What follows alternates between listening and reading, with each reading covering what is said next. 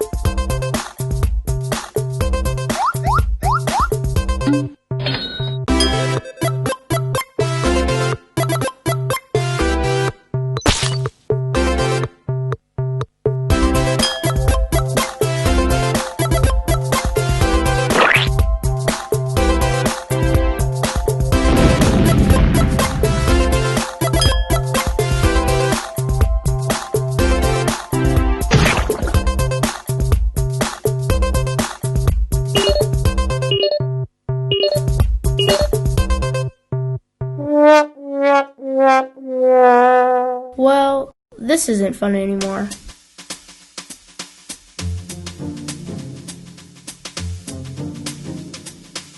Hey, what's up? Ready to work on our project? Wait, is something wrong? No, well, yeah. That player 3 got online and was trash talking. Trash talking? Really? Yeah, and I know I should ignore it, but, well, words do hurt sometimes. I know how you feel. I once posted a photo of my dog, and because I forgot to make the photo private, anyone could comment on it. What happened? The comments were totally mean, and I didn't even know those people. What did you do? You mean after I burst into tears?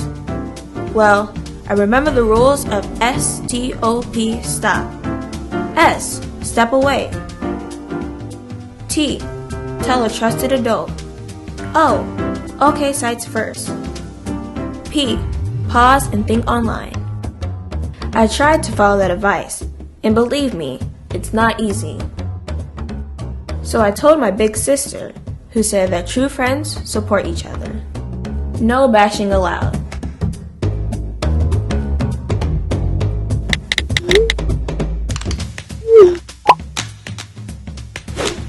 Remember, there's always someone else on the other side of that screen. How do you treat others online?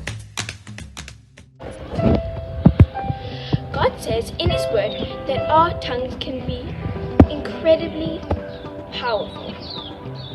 We can use our tongues to bring blessings and life, or curses and death. The saying goes, sticks and stones may break my bones, but words may never hurt me. It's simply not true. Our tongue can be the most difficult thing to control, and leaves us with great regret if we use our words to hurt. There is hope. The Bible tells us that if we get help from the Holy Spirit, that we can have power and control over our tongue. So listen to the following Bible verses about the tongue and be encouraged to start speaking words of life and healing today. Here's some Bible verses about the power of words. 1 Peter 3 verse 10. Whoever would love life and see good days must keep their tongue and their lips away from deceitful speech. Ephesians chapter 4 verse 9. Do not let any unwholesome speech come out of your mouth, but only what is helpful for building others up according to their needs, that it may benefit those who listen. Matthew chapter 15 verse 11. What goes into someone's mouth does not defile them, but what comes out of your mouth is that what defiles you. Psalm 54 verse 13. Keep your tongue from evil and your lips from telling lies. Never repeat my failures to anyone else. You only bring my sin and my brokenness to the throne of grace. As you ever love to pray for the beloved bride. You never say too much or too little. You neither mince words or waste words. You alone are the words of life. Grant me greater stewardship over my words, Lord Jesus. As you speak to me, please speak through me. As you apply more grace to my life, may it be evident in all my conversations. Be insulted and empowered with your grace. So my prayer is quite simple, yet very necessary. Let us pray. Dear Lord Jesus, I love words. I especially love the way you use them to make us feel freedom, encouragement, hope. Do not hurt us with words. You do not shame us with words. You do not manipulate us with words. And though you do not flatter us, you bring great encouragement. You tell me that my words are a sure reflection of what's filling my heart. The good person out of a good treasure of his heart produces good, and the evil person out of the evil treasure produces evil.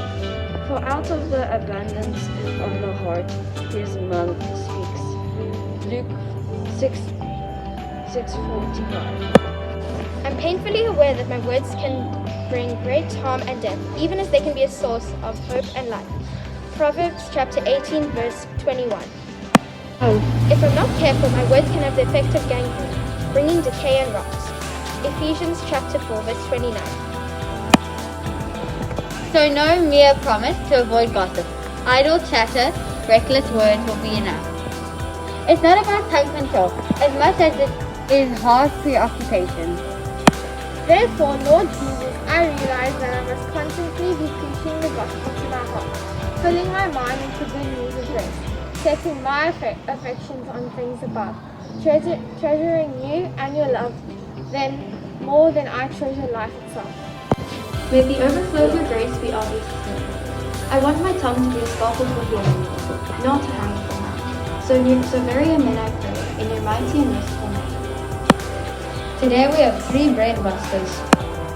The more you take, the more you leave behind. What are they? What has a head, a tail, but no body? I'm full of keys, but I have no locks.